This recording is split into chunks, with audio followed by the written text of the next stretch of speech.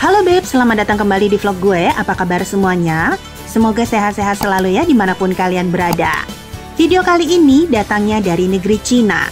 Ada sebuah kisah yang agak menyedihkan di mana terjadi pada tahun 2018, tepatnya terletak di provinsi Xinhua, Hunan, Cina.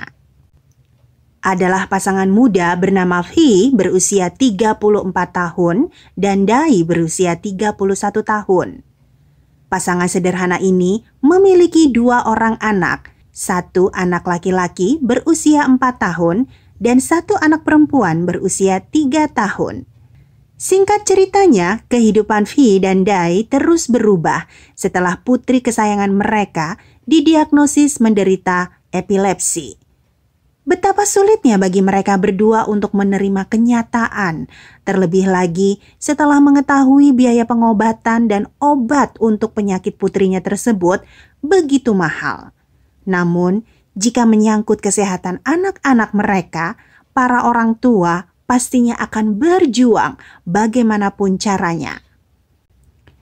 Akhirnya, untuk memenuhi biaya pengobatan putrinya yang sakit, Vi mengajukan pinjaman sebesar 100.000 yuan atau sekitar 220 juta rupiah tanpa sepengetahuan istrinya. Yang pasti, pembayaran angsuran bulanan untuk pinjaman itu di luar kemampuan keuangan mereka.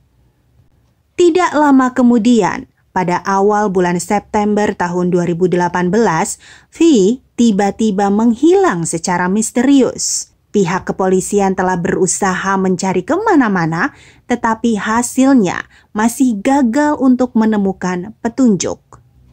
12 hari kemudian setelah Vi hilang, polisi menemukan sebuah mobil tenggelam di sungai. Hasil pemeriksaan diketahui mobil tersebut merupakan mobil sewaan Vi sesaat sebelum dirinya dilaporkan hilang. Meskipun tidak ada tubuh manusia yang ditemukan, polisi percaya bahwa kemungkinan besar Vi sudah tenggelam.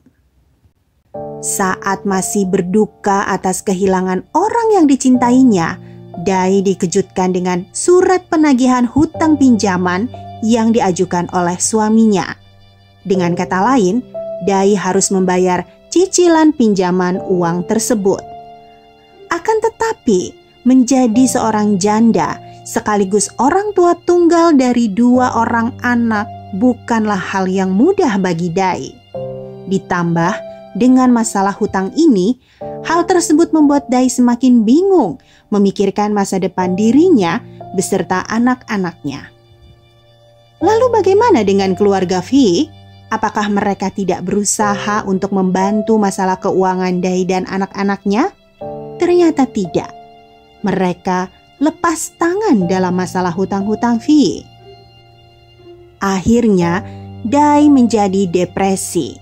3 minggu setelah berita kematian suaminya, Dai bertekad untuk mengakhiri hidup bersama kedua anaknya. Namun, sebelum melakukan hal itu, ia sempat meninggalkan pesan terakhir melalui status WeChat. Dai menuliskan bahwa dia sangat merindukan almarhum suaminya dan berharap keluarga mereka dapat berkumpul kembali di alam baka. Status tersebut kemudian menyebar dan menjadi viral di Cina. Pada tanggal 11 Oktober tahun 2018, jasad Dai beserta kedua anaknya ditemukan tenggelam di danau dekat rumah mereka. Dan keesokan harinya, menyusul berita penemuan jasad Dai beserta kedua anaknya, seorang pria menyerahkan diri ke kantor polisi. Tidak disangka-sangka, pria tersebut ternyata adalah Vi yang selama ini masih hidup.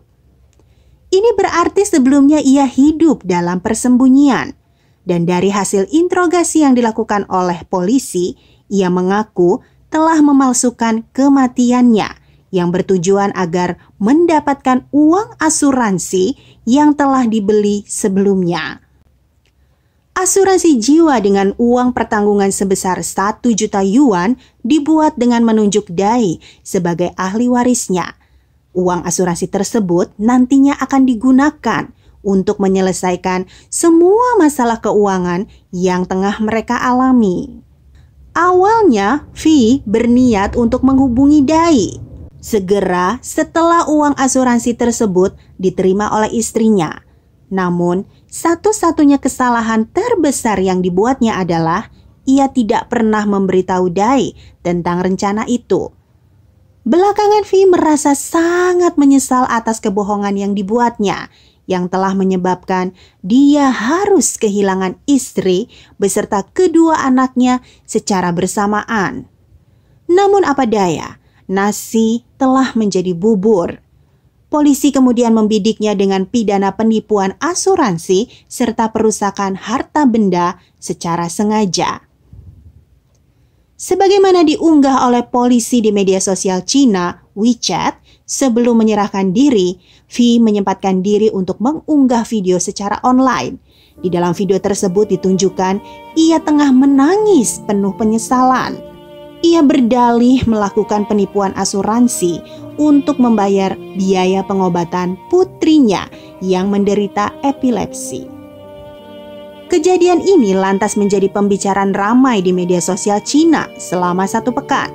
Para warganet membahas tentang masalah keluarga V dan Dai serta yang dialami oleh keluarga-keluarga yang senasib dengan mereka, yaitu keluarga yang berpenghasilan rendah, khususnya mereka yang membutuhkan biaya besar untuk pengobatan dan pendidikan anak. Mereka prihatin dengan apa yang terjadi, namun tidak lantas membenarkan apa yang telah dilakukan oleh V sebagai jalan keluar dari masalah. Terkait kasus ini, hashtag Man Fakes Death Leading to Wife's Death digunakan hingga hampir 30 juta kali di situs Weibo. Namun, para pengguna media sosial ini tidak menaruh simpati sedikit pun pada V. Justru banyak yang menuduh kalau permintaan maaf yang disampaikan oleh V itu tidaklah tulus. Dan menurut seorang pengacara di Beijing, kaitan dugaan penipuan yang dilakukan oleh V dan tindakan mengakhiri hidup oleh Dai akan sulit untuk dibuktikan di dalam pengadilan. Demikian vlog singkat kali ini, Beb. Terima kasih banyak untuk kalian yang telah menonton sampai akhir. Semoga bisa menghibur hari-hari kalian ya. Terus dukung channel ini dengan klik like-nya, kemudian komen-komen, di-share yang banyak, dan pastinya untuk yang belum, diklik tombol subscribe-nya. Sampai ketemu lagi di video-video selanjutnya. Bye now!